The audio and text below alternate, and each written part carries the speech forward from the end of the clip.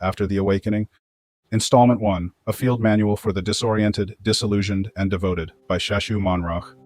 Introduction, The Fault Line. You are holding this book because something happened to you. I do not know the specifics. Maybe it was a hospital room. Maybe it was a garage. Maybe it was a Tuesday at 2 p.m. when the ordinary cracked open and something unnameable poured through. Maybe it was slow, a months-long erosion of everything you thought was solid. Or maybe it was fast, a single night that split your life into before and after, the way a fault line splits the earth. Whatever it was, you know this much: you are not the same person you were before it happened, and nobody around you seems to understand why. Your spouse looks at you sideways. Your friends think you have joined a cult or lost your mind.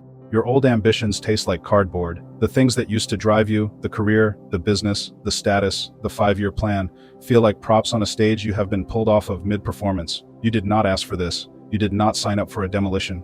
You signed up for a life, and that life has been interrupted by a God who, it turns out, was never as far away as you assumed. If this is you, I wrote this book for you. Not as a teacher, not as a theologian, not as a man who has it figured out. I wrote it as a fellow patient in the same recovery ward, a guy in the Florida heat with a sick mother, a stubborn dog, and a mop in his hand, trying to figure out what it means to follow a king he cannot see into a kingdom he cannot yet fully comprehend.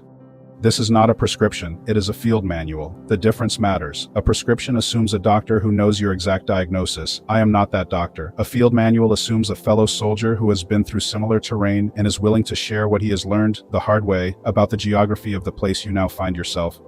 The terrain is this: you have had a collision with the living God, not a concept, not a doctrine, not the God of your childhood flannel graphs or your adult intellectual arguments, the God. The one who made the thing your feet are standing on. And that collision has left you disoriented, disillusioned with every system that claims to represent him, and yet more devoted to him than you have ever been to anything in your life. You are disoriented because the old map no longer works. The landmarks have shifted. The compass of your ambition, your self-reliance, your cultural Christianity spins uselessly. You are disillusioned because the institutions that were supposed to help you navigate this, the churches, the programs, the celebrity pastors, feel like machinery designed to process your raw encounter into something manageable, marketable, and ultimately hollow. And you are devoted because despite the chaos, despite the vertigo, you cannot unknow what you now know. You have experienced the word of the Father, and you cannot go back to pretending he is a theory. This book walks with you through 5 movements of that journey. Part 1 meets you in the impact zone, the earthquake, the night the floor crumbled beneath your feet. It validates what happened to you and reframes the disorientation as reorientation, pain as surgery, not punishment. Part 2 walks you into the next morning and the morning after that, the dishes in the sink, the mother who needs her meds, the dog who needs to be fed. It is the crucible where the fire of your encounter meets the floor of your ordinary life, and it shows you that this is where the real transformation happens. Part 3 hands you a wrench and teaches you to dismantle the machinery, the political seductions, the subtle idols, the pride that dresses itself in piety, the systems that would co-opt your raw faith and turn it into a club membership. This section is a detox.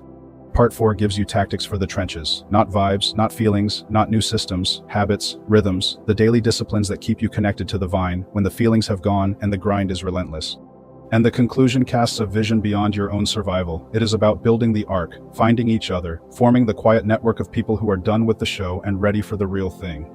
I did not write this in a study. I wrote it in a garage, seated on a cot, with my laptop on an old nightstand table at 3 a.m., with a dog at my feet and a glucometer on my right, with a mop and a bucket of water on my left. Every word has been paid for in sleepless nights, in tears on my knees, in the slow, sacred labor of caring for a mother whose mind is leaving while her body remains. If you are reading this and you feel like you are losing your mind, you are not. You are losing your old one, and the one who took it is building something better. Let us get our boots on. Part 1, the impact, the earthquake and its aftermath. Focus, the seismic event, the fault line between before and after, the disorientation and necessary surrender. Part 1, introduction, the earthquake. There is a moment, and if it has happened to you, you will recognize it instantly when the ground beneath your life gives way. Not metaphorically, it feels physical. The assumptions you built your identity on, your competence, your plans, your theological categories, they do not slowly erode. They collapse, all at once, like a sinkhole opening beneath a parking lot. The Bible has a word for this kind of moment. It calls it kairos, not chronos, the ticking of the clock, the sequential march of Tuesday into Wednesday. Kairos is a point, in my case a rupture in time, the moment when eternity punches through the membrane of the ordinary and rearranges everything. If you are holding this book, you have likely had your kairos moment, and you are likely experiencing its aftershocks. Let me name what you may be feeling because no one else seems to be naming it for you. You feel like a stranger to yourself. The man or woman in the mirror looks the same, but the person behind the eyes is someone new, someone you do not fully recognize. Your old motivations, the career ladder, the social calendar, the business, the retirement plan, feel like relics from a civilization you no longer belong to. You are not depressed, you are displaced. You have been handed a passport to a country you did not know existed, and you are still standing in the customs line of the old one. Your relationships are straining. You cannot explain what happened to you without sounding insane. The people who love you want the old you back. They do not understand that the old you is gone, that the person they are talking to is a first draft of someone being rewritten by a hand they cannot see. Some of them will stay, some will not. The loneliness of this is acute. You are hypersensitive to religious noise. The worship songs that once moved you now sound hollow. The sermons feel like sales pitches. The Christian social media feeds look like a costume party. You are not losing faith. You are losing your tolerance for the counterfeit. The collision with the real thing has ruined you for the imitation. And underneath all of it, there is a connection so profound, so intimate, so present, that it makes every previous spiritual experience feel like a postcard from a place you have only dreamed of. The 3 a.m. silence is louder than any sermon. The nudge of the Spirit is more real than any handshake. You are both more alone than you have ever been, and yet more accompanied than you ever knew was possible. This is not a breakdown, it is a breaking open. This section is your first aid kit. The chapters that follow are not theology lectures, they are dispatches from the epicenter, written by a man who felt the same ground give way, who is still navigating the new terrain, and who can tell you with certainty, you are not crazy, you are not alone, and this is the beginning, not the end. Chapter 1 is the map of the moment of impact itself. It names the fault line and shows you both sides of it. Chapter 2 is the field manual for the long, refining process that follows. It answers the question that haunts every newly awakened soul: why does this hurt so much? Chapter 3 is the shift in perspective from fearing the process to accepting it, even welcoming it, as necessary surgery. It transforms the story of Job from a horror movie into an operating manual. Chapter 4 is the 1 year later check-in. It shows that the aftershocks do not end, but they integrate. The tension does not resolve, but it deepens into a strange, sustaining peace. This section will not get you out of the impact zone. That is not the goal. The goal is to help you breathe in it, to show you that the dust will settle, the ringing in your ears will quiet, and the voice that called you into this upheaval will be the same voice that walks you through it. You did not choose this earthquake, but you can choose how you stand in it. Let us begin. Chapter 1. The Kairos Split. My life has a fault line running straight through it. The epicenter was a garage with a desk and a cot in South Florida on the night of October 3rd, 2024. On one side of that line is a man I used to be. On the other side is the man I am now. They share a name, a history, a face, but they are not the same person. One was a tourist passing through. The other is a citizen of a different country, learning its language and customs while still having to navigate the old one. This is the story of that rupture, not a conversion, a collision. If you're hearing this and enjoying it, if it's something you can relate with, if it has lit your path ahead just a bit brighter, then this testimony was for you. Take a moment, hit like, subscribe, leave a comment, let's continue. Part 1. The Before, a tourist in a godless cosmos. Before the fault line, I believed in a God. Note the lowercase g. He was a concept, a logical necessity, the ultimate first cause, the cosmic architect. My prayers, on the rare occasions I offered them, were formal memos sent into the void. I was spiritual, not religious. Religion was a costume party. It was old people facing the diminishing returns of life, hedging their eternal bets. I figured I could be a good person, maybe even a better one without the organizational baggage. Why wear the jersey if you didn't have to play for the team? My world was a game of life. My goal was simple: learn the rules, play smart, accumulate points, success, status, security, and try to win more turns than I lost. God, if he was out there, was the game's original designer. He wasn't a player, he certainly wasn't a coach. He'd built the board and then left the room. My strategy was my own. Then, the board flipped over. It began with my mother. I drove to Florida for what was supposed to be a 2-week administrative trip. Within weeks, a slow fade became a violent collapse. One stroke, then another, then a third. My life, my business, my clients, my plans became a distant echo. I was a man trying to hold up a collapsing house with my bare hands. The primary emotion wasn't sadness, it was rage, a white-hot, directionless fury. Part 2. The Rupture. The night the floor crumbled beneath my feet. On the night of October 3rd, bone-weary and soul-hollow, I finally carved out a moment for a shower, just a few minutes under hot water to try and wash off the clinging film of hospital and despair. That's when the knowing hit. It wasn't a vision, no angels, no beams of light. It wasn't a voice, audible or internal. It was a knowing, a tap on the shoulder of my spirit so concrete, so undeniable, it felt physical. A presence entered the room, or rather the presence that had always been in the room made itself known. God, the one who created it all, was here, had been here. The realization was not gentle, it was an avalanche. It was the catastrophic collapse of every assumption I had ever held. The threefold unmaking, the collapse of distance. The core revelation was spatial, but in reverse. It wasn't that God had drawn near, it was the devastating, beautiful understanding that he had never been far. The distance was always on my end. I had been living my entire life in a brightly lit room, convinced I was in the dark. Every secret thought, every hidden rage, every silent moment of pride or shame, it had all been seen, known, and held in a conscious, intimate attention. Omniscience ceased to be a theological bullet point and became the air I was suddenly breathing. I had never been alone, not for a second. The announcement of personhood. This was not a force, energy, or ideological principle. This was a who, with a will, with a plan, with a specific, undivided attention on me, Shashue, in that garage, in that specific moment of unraveling. The cosmic architect was personal. He knew my name, the divine claim and my bankruptcy, and then the message, not in words, but in a meaning that implanted itself whole into my understanding. Your business, your plans, your sense of control, that is your idol. Your mother's life, her dignity and her decline, that is now your sacred trust. This is the exchange. This is the starting line. It was a royal decree, delivered with an ironclad love. My life's central pursuit, my work, my ambition, my self-built identity, was gently and firmly dethroned. In its place was a single, non-negotiable assignment: care for my mother as if it were my only and highest calling.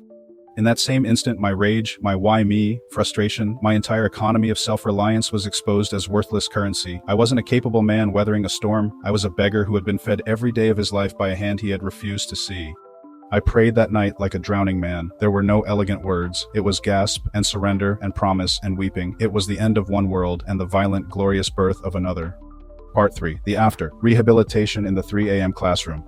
For the next 6 months, he set the schedule, 3 a.m. sharp, every morning. Like clockwork, I'd wake, not from anxiety, but from a gentle, unignorable nudge. I'd sit in the dark and pray until dawn broke. This was not punishment, this was rehabilitation. The world's soundtrack was switched off.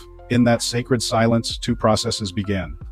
Unlearning. The values I had built my life on began to lose their shine. Hustle, status, accumulation, personal legacy, they looked like plastic dollar store toys, props on an empty stage. I saw them for what they were, frantic attempts to etch my own name on a world that was dying when my name had already been written in a ledger in an eternal kingdom I didn't know existed. The game was over and I had been playing the wrong one. Relearning perception. My vision changed. A moment of patience with my confused mother wasn't just being a good son. It was participation in a divine kindness. A sunset wasn't just a pretty end to the day, it was a deliberate, loving brushstroke on a canvas meant for me. The world stopped being a random series of events and began to reveal itself as a coherent, authored story. My task was no longer to write my own script, but to find my line in his. Part 4. The tension. In the world, but profoundly not of it. This is the daily reality of the after. Being not of the world isn't about physical escape, it's about a gravitational shift. Engagement versus identity. I still live here. I pay taxes, I have conversations, but my identity is no longer anchored to any of it. Success and failure are now weather patterns. They don't define the climate of my soul. The rotated motivation. I used to act to build a brand, career, social standing, self-image. Now I am learning to act from a place of response. Is this a prompt? Is this a need placed before me? Is this a clear nudge I'm learning to recognize as the spirit? The core question has rotated from, what's in this for me, to a simpler, stranger one. Is this mine to do?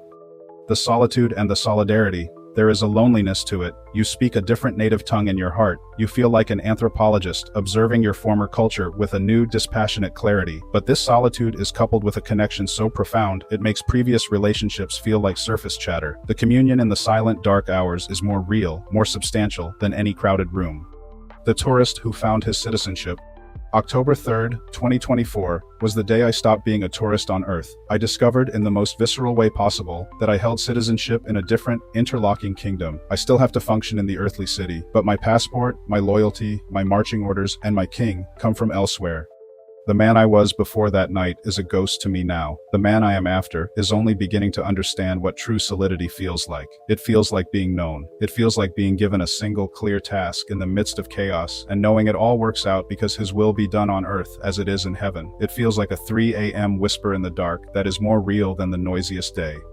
I don't know why he chose that night or why he chose me and my particular mess. I just know the fault line is real. Everything is now measured as before or after. And the after is a life of listening, waiting for the next nudge, urge, intention, late night call, and obedience.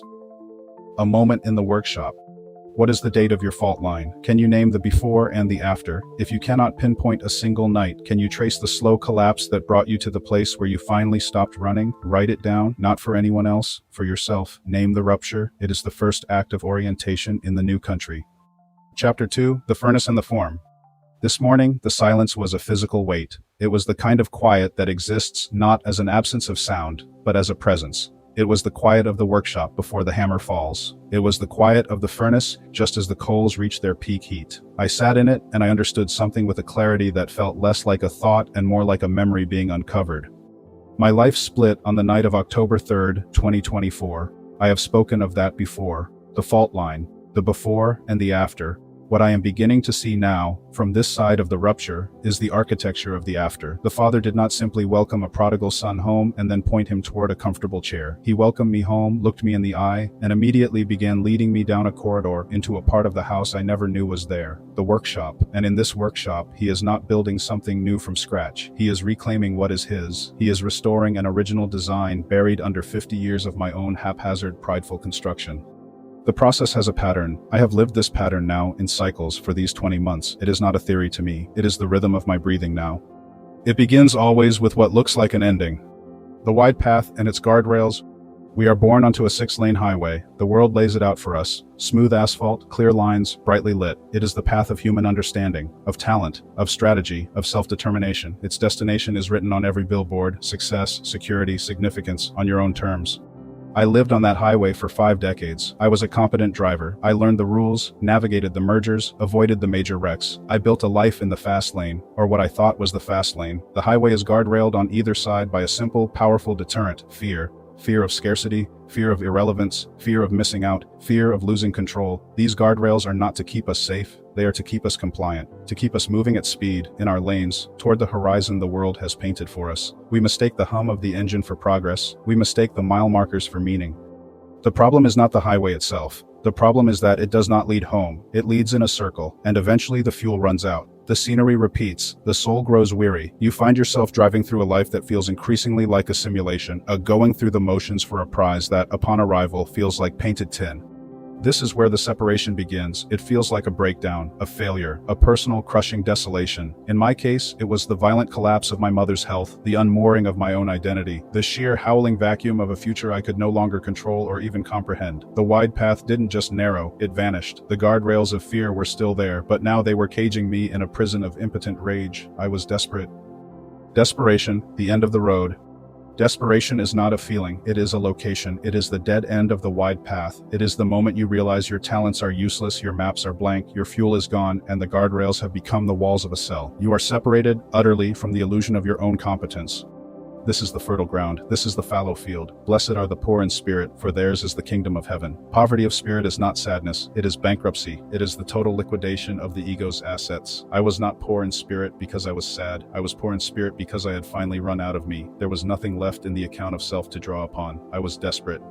And here is the first counterintuitive truth. Desperation is the product of separation from the wide path, and it is the essential ingredient for trust. You cannot trust when you are in control. You can only manage. You cannot trust when you have a plan B. You can only negotiate. Trust requires the total absence of an alternative. It requires the "why hast thou forsaken me" of the garden, of the cross. My desperation on that October night was not the obstacle to faith. It was the prerequisite. It was the hollowed out space where faith could finally take root because there was no other competing vegetation left alive. Trust and belief, the seed in the hollow.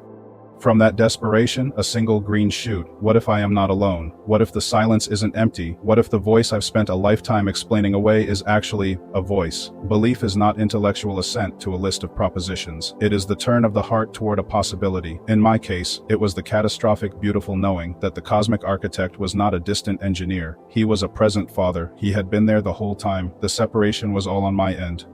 Trust is belief in motion. It is the leaning of your entire weight onto that possibility. It is the "I have nothing left, and I am choosing to fall into you."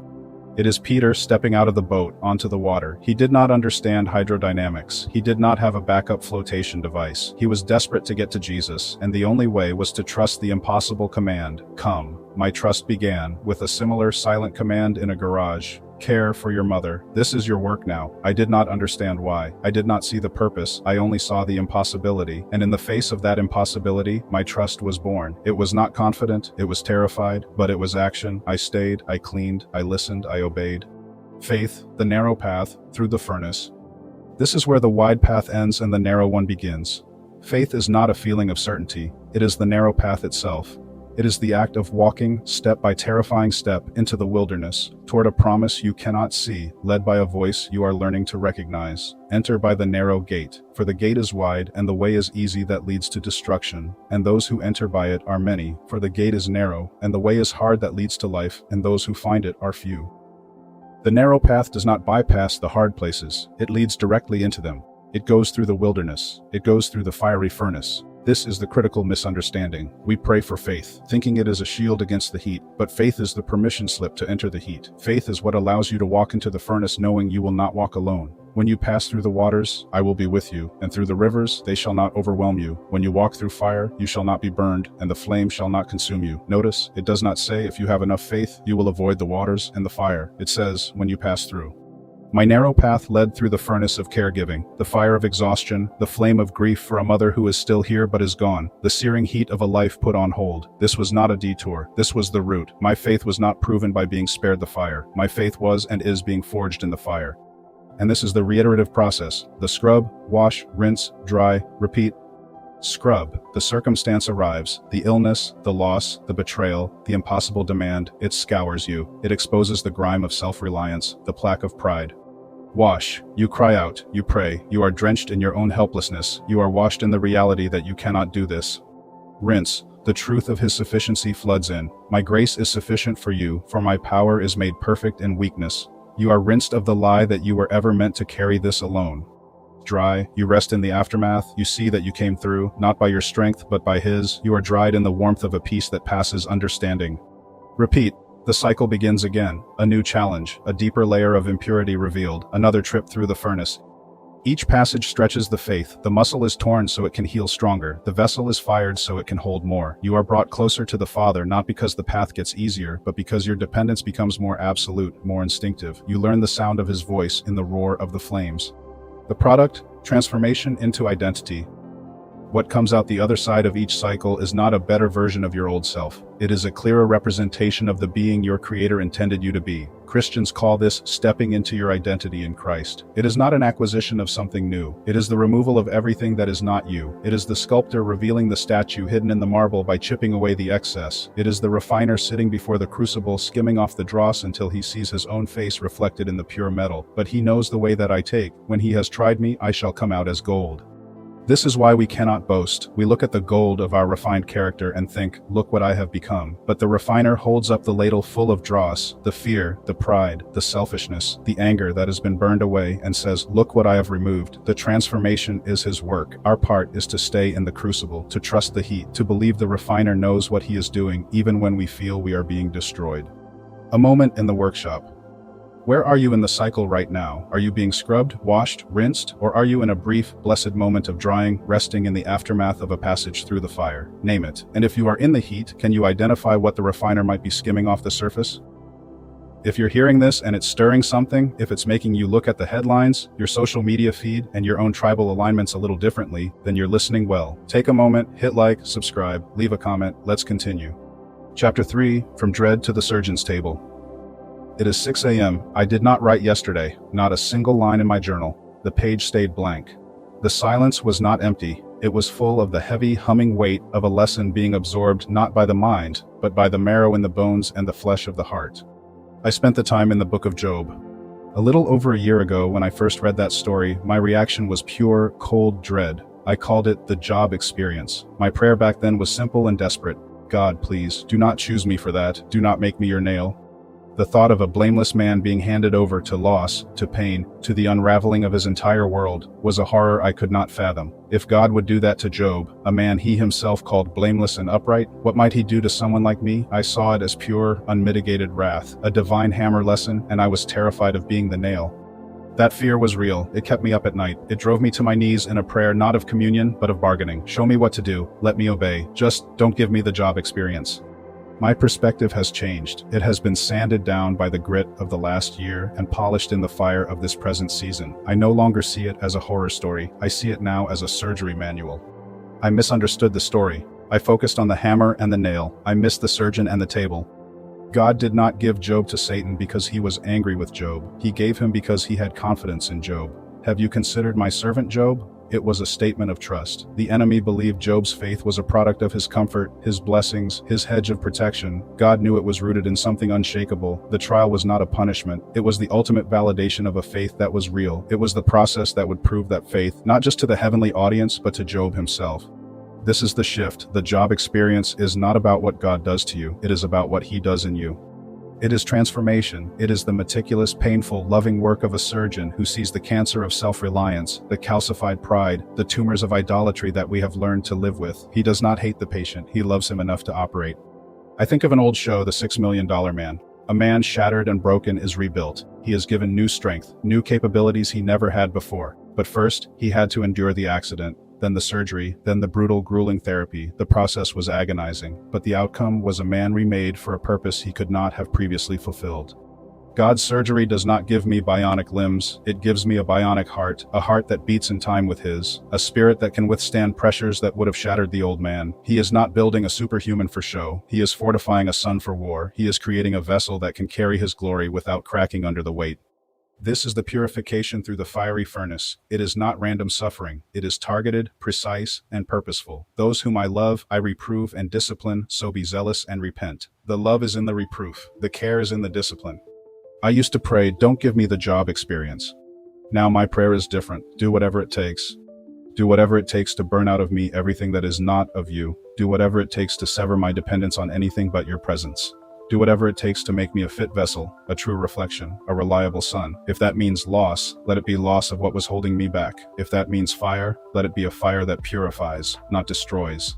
The storm will come, the rain will fall, the earth will shake, the old me would have been swept away. The man being built on this table, in this furnace, through this job experience, will stand. Not because of my strength, but because the foundation being laid is the only one that cannot be shaken. It is Christ in me. The surgeon is not careless with his knife, he is not wasteful with his fire. He pays this much attention, this agonizing, detailed, moment-by-moment attention, because he is making something. He is not just repairing, he is rebuilding from the foundation up. A year ago, I saw the story of Job and trembled at what God might take from me. Today, I read it and am in awe of what he is determined to build in me. The fear remains, but it has changed flavor. It is no longer the fear of the victim. It is the sober respect of the patient who trusts the surgeon, even as the anesthesia wears off and the cutting begins. I know the outcome is life, a life I could not imagine from this side of the table. So I lay here, on the table, in the furnace, in the wild, lashing storm, and I say, do whatever it takes. The finished work he has in mind is worth every moment of the process. A moment in the workshop. What is your job experience fear? What is the thing you have been begging God not to take? Now ask yourself, is it possible that the thing you are clinging to is the very thing standing between you and the person he is building you to become? You do not have to let go today, but can you open your hand, even slightly, and whisper, do whatever it takes? Thank you for listening. If this resonated with you, if it made you look at the world around you a little differently, please share it with someone who needs to hear it. A brother, a sister, someone struggling to see through the fog of this world. Subscribe, like, and share to be notified when the next installment of this series drops. Until next time, walk in the light you've been given. You can find my writing at shashuemonrauch.com. On social media, I'm at Shashue Monrauch, and I am Shashue Monrauch. Peace and blessings, fam, and I'm out.